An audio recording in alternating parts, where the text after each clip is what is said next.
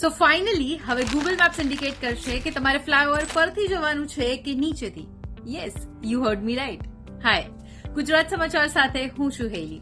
તો આપણા મોટા પ્રોબ્લેમનું સોલ્યુશન મળી જવાનું છે. હવે આપણે ખોટા ફ્લાયઓવર્સ નહીં ચડવા પડે. અને આની સાથે બીજી ઘણી બધી અપડેટ્સ આવવાની છે, જેમ કે એઆઈ ની મદદથી જે ગાડીના ડ્રાઈવર હશે એમને ઇન્ડિકેટ કરવામાં આવશે કે આગળનો જે રસ્તો છે એ સાંકડો છે, એટલે કાર ડ્રાઈવર્સે ત્યાંથી એમનું વાહન કાઢવું નહીં. યસ, ઓનલી તમે આઇકન પ્રોપરલી સિલેક્ટ કર્યું હશે તો.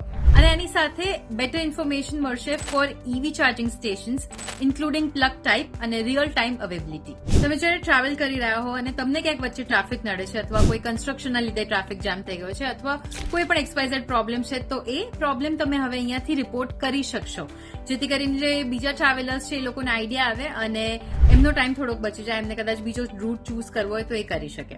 મેટ્રો ટિકિટ્સ પણ હવે મેપ્સમાંથી જ બુક કરી શકાશે, જે ચેન્નાઈ અને કોચીમાં ઓલરેડી લોકો ઉપયોગ કરી જ રહ્યા છે, અને દિલ્હીમાં પણ જલ્દી આવી જાય એવી આશા છે. તો આ જે નવા ફીચર્સ છે એ ભારતની 40 સિટીઝમાં થોડાક જ સમયમાં રોલ આઉટ થઈ જશે. તો આ જે નવા ફીચર્સ આવવાના છે તમને કેવા લાગી રહ્યા છે? શું એ તમારા માટે યુઝફુલ રહેશે? કમેન્ટ્સમાં ચોક્કસથી જણાવજો.